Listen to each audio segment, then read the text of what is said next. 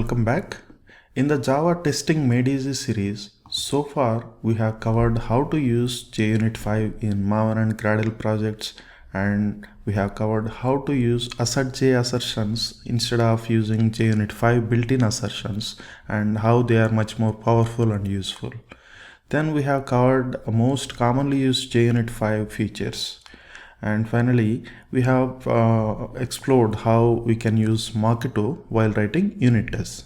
So I think we have good enough understanding of how to write unit test and how to leverage JUnit 5 features. So the next logical thing to explore is how to write integration tests.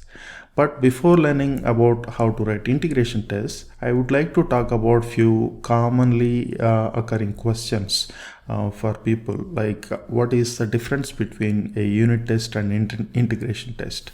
For what kind of a components we want to write integration tests? So there are a lot of questions that usually come up when we think about, should I write unit test or should I write integration test? Or for my entire application, should I write more unit tests or integration tests? So these are the questions that keeps coming up during the discussions among the team members. In this video, I would like to share my thought process around what is a unit test versus what is an integration test, and should I write more unit tests or more integration tests for our applications. Also, there is no one-size-fits-all solution. Like for some type of applications, it makes sense to write more unit tests versus more integration tests. But for some type of applications, it makes sense to write more integration tests than unit tests. So it all depends on what type of application you are building. Let us take a look at how a typical enterprise application looks like. So if you are building a web application or REST APIs, you might have a controller that receives a HTTP request, and then you unpack the data coming from HTTP request and then call a business service. So this is where the business logic execution starts, and then probably you will talk to a database via customer repository or whatever the repository you are using. Maybe you are using relational database or NoSQL database. And then you have other business logic components, like you might be validating the incoming data, and also you might be formatting the results before returning to the response. And also you might be using some third-party services, and you also invoke those external services, and then you return the response. In addition to this, you might also publish some events through services like RabbitMQ or Kafka, so that the other systems in your enterprise may consume and then process accordingly. Similarly, you might also receive events from other services and then you process them. So in my experience, in the recent years that I have worked on various projects, and most of the projects fall into this typical architecture. You might be working in a different domain, and your application architecture might be completely different than this, but I'm explaining based on my experience, and in my experience, most of the applications follow this kind of a pattern. If you ask me, this is how I think about should I write unit tests or integration tests, etc. So when we think about where should we write unit tests, here, as I said, most of the times the business logic execution starts with customer service, and it also relies upon customer repository, customer data validator, data formatter, and sometimes we talk to external service clients also. But here in unit tests, when we are writing unit tests, some people follow this mockist approach, where when we are writing unit tests for customer service, they prefer to mock all of its dependencies and then execute the logic in customer service only. That is one approach.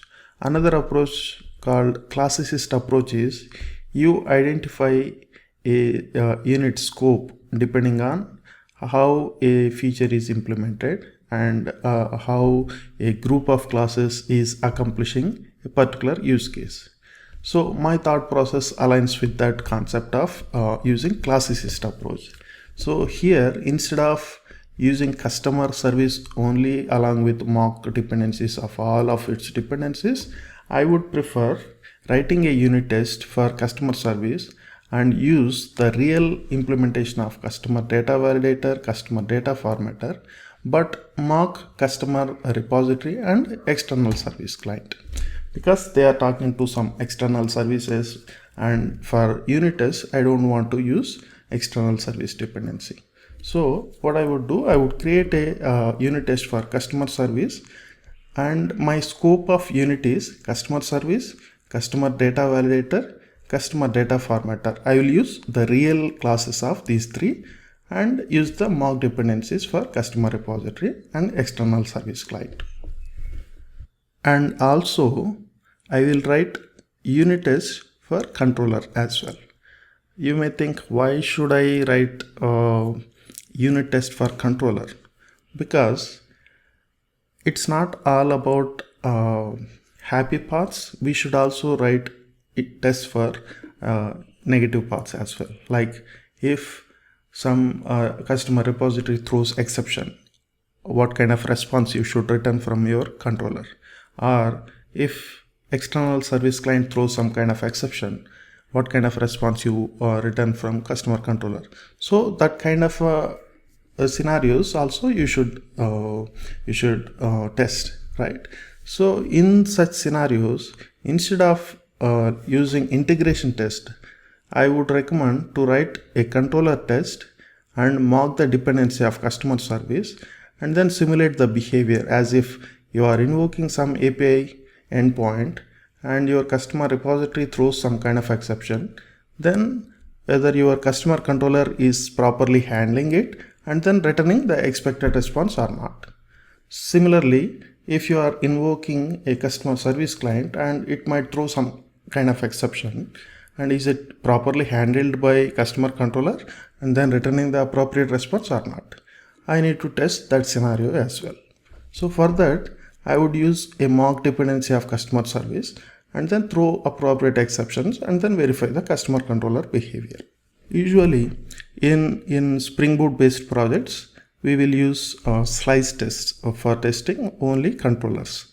So in using slice test, you don't load all of its dependencies. Instead, you just load this customer controller only, and then you mock its dependencies and then simulate just like the way we did using mockito. And also, I will write a test for customer repository. And again, you may think, why should I write customer repository? Instead, we should be covering it via integration tests. So this is the thing, like at least in Spring Boot based projects, we might use a Spring Data JPA or something like that. And most of the times basic CRUD operations will be automatically implemented by the framework, but you might be writing your custom queries and all. And I like to test them. I like to test the customer repository instead of using things like H2 or HSQL in-memory databases. I like to test them with the actual type of database that I will be using in production. So I'll write the tests for customer repository as well. But here is the tricky part. Some people say if you are talking to a database, that is no longer a unit test. And some people think because we are just testing the customer repository, it can be considered as a unit test. But I don't like to discuss and debate on this, what to call it. Instead, I like to have a test for it. Whether you call it a unit test or integration test, it doesn't matter. The important thing is to have a test for it. So we are going to write a test for all these components, individual components, and then I go for integration test. So what is the scope of an integration test? In this typical design, my integration test focuses on one of the API endpoint that talks to all the way up to these services as well, but except talking to these real third-party services, because many times we don't have full control over what kind of response we are going to get. Maybe their service is down, or maybe due to network latencies we might not get proper response. So it is not entirely in our control. So all these third-party APIs, I would be mocking them, but the rest of the services like a database or RabbitMQ or Redis, those kind of services, I would like to use the real services for them for our unit integration test and then exercise the API endpoints. So typically when I say mocking these third-party services, instead of mocking the entire call itself using mockito, I prefer to use things like wire mock, because you are going to increase the abstraction level like one level below. Instead of mocking the entire method call, you mock at the HTTP invocation level, so that you still exercise your logic of talking to a service and then passing the data and then receiving the data, unmarshalling, all that logic also gets executed. So if there is any bugs in that flow, it will be caught. Otherwise, if you entirely mock the whole method call using mockito, you might not be able to test that logic. So usually my integration tests are like, in a way, we'll have Postgres, RabbitMQ, Redis and everything for our tests up and running, and then mock these dependencies using mock server or wire mock, and then make an API call which will actually talks through all customer service, customer repository, data validator, data formatter, and all the way up to these services, and then get the response and verify it. So will I write integration tests for all scenarios? No. Most of the times I write integration tests for covering happy paths and various other positive scenarios, but negative scenarios which are hard to reproduce using any of these services, I will use unit tests. For example, let's say in our application there is a process where if you get any lock exception from Postgres database, and I would like to retry some operation, instead of immediately throwing back the exception, I would like to retry for n number of times. So I want to test that kind of scenario. How do I test it? How hard it is to simulate that lock exception? You could possibly simulate that using some tricks like select for update and things like that, but it is unnecessary. You can simply write a unit test and then throw some lock acquired exception and then verify the behavior of retrying. So those kind of failure scenarios I usually verify through unit tests instead of integration tests. And the flow through this event processing also I will be doing integration testing, like I will be publishing events to a RabbitMQ server and then let the customer event listener listens to that event, and then possibly I want to store that event in my database, something like that. So for this flow also I would be using integration tests. Usually this is how I think about writing, whether should I write unit tests or integration tests, or should I rely upon mocking or not. This is how I usually think about it. Also, you might have already know about this test pyramid where they suggest to write more unit tests on less integration tests and less end-to-end tests. So there is a reason for it, because unit tests are fast and you can execute them so quickly, and integration tests needs more effort and it is a bit cost compared to unit tests. So there is a reason for it. The test pyramid approach makes sense when you have a complex business logic in your application. So here, as I said, not all the applications are in the same way, right? So in some applications, there are very less number of service integrations and there is complex business logic. So if you have such complex business logic, you should definitely have more unit tests so that you can exercise those complex business logic without having to write integration tests. You don't need to talk to all these external services like Postgres or any databases and third-party services. But in the recent times, in my personal experience, and in the recent times, most of the systems, they are following microservices architecture, and there is not so much of complex business logic in each of those services, but there are complex integrations like talking to databases, talking to messaging systems, cache servers, and external third-party services. So there are more integrations to external services than complex business logic within the application. So in these kind of applications, I feel writing more integration tests makes sense. I mean, you should definitely write unit tests for verifying the business logic, but there is no much and complex business logic, but there are complex integrations. Then obviously there will be a more integration tests than unit tests, because many of the microservice architecture based applications follow a similar pattern.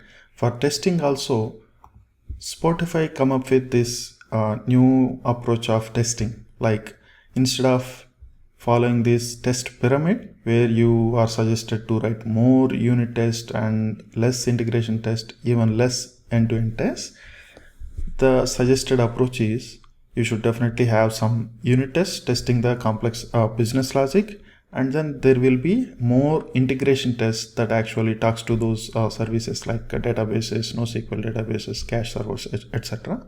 And then there will be less end-to-end tests. So this is one of the popular testing approach that is being followed recently, especially when it comes to microservices testing. Basically, I thought about whether should I write more unit tests or integration tests is based on which type of test gives you more confidence in your test and in your application. So usually when you are writing unit tests, you understood that your units are working fine. That is good. But the confidence that comes to you about your code and tests is when you are testing the end-to-end flow. So when you deploy this application, the way any other systems or users use your application via invoking an API endpoint, which talks to all the way up to these services like databases and all. So if my units are working fine, that is okay and good, but not enough to give me the confidence that my code is working. I get the confidence when my end-to-end flow, like when I make an API call, it talk to all the way up to the services and give the proper response. That's when I feel that my application is working fine. So I get that confidence from integration test. So you can write unit tests for covering complex business logic and then edge case scenarios and all. But in the recent times, I feel more comfortable and confident in my application by writing more integration tests. So some people posted a couple of questions on my channel asking some clarifications about what I think about some of the questions, like what exactly are integration tests. So as I mentioned, an integration test is a test that tests a use case, end-to-end use case. For example, here I have a use case of creating a new customer. So that new create customer use case usually starts with making an API call to this customer controller, which talks to customer service, and it may talk to data validator, and then talk to customer repository, which talks to a database. So a integration test goes through all the flow, like it covers right from making an API call, talk to real customer service, real customer repository, talks to the real Postgres database. That is what a integration test, in my opinion. And similarly, if not API call, there is another flow is like you might publish an event to RabbitMQ or Kafka, and you might have a listener which listens to that event, consume that event, and talks to customer service, and probably talk to external service, and then send data to other service. So as I said earlier, I won't actually talk to the external third-party services for my integration test. I mock these external services using wire mock, and in this flow, if I have to talk to any of these other services, I usually talk to those real Postgres, real RabbitMQ services, but I mock external third-party services using some mock services. The reason being, you don't have full control over what is the response that they are going to return.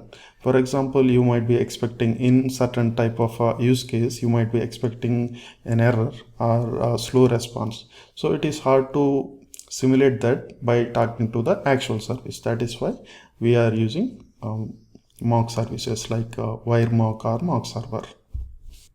Also, there are a few interesting questions like do we mock dependencies using higher level abstractions like test containers, wire mock? Yeah, I talked about wire mock and test containers. I am going to cover in detail in the coming videos. And if you run them with real dependencies, is it good to have dedicated test environment, or should we dynamically create and destroy dependencies? Yes, I prefer, and it is much better to create dynamically and then destroy the dependencies while running integration tests than having a dedicated test environment. I will explain the reasons in the next video where I am going to talk about test containers. Typically, a service will depend on data from another service who is responsible for maintaining the base data schema changes. Yes, when you are talking to external services, those should own the data because they are the owners of that service and the data that they manage. So they should own the schema changes and everything. And we are just consumers of that service. Do we mock cloud dependencies or real ones? This is a tricky one because it depends on which cloud provider we are using. If you are using AWS, there is a service called local stack, and you can simulate that behavior using local stack for most of the services. But if you are using Azure or GCP, there are support for few of the service but not many. So in that case, some way you have to talk to the real services, maybe creating a static environment only for testing. Again, there are complications using a dedicated test environment for testing, integration testing. We'll talk more about it in the next video. I hope you at least get the high level theoretical understanding of what is a unit test versus what is an integration test, and for what kind of components you should be writing unit tests, and for what kind of scenarios you should be writing integration tests as well. And in the next video, we are going to talk about what are the challenges while writing integration tests and how we can use test containers library for writing integration tests. We are going to take a sample Spring Boot application and then start writing both unit tests and integration tests. So stay tuned for the upcoming videos, and thanks for watching. Bye bye.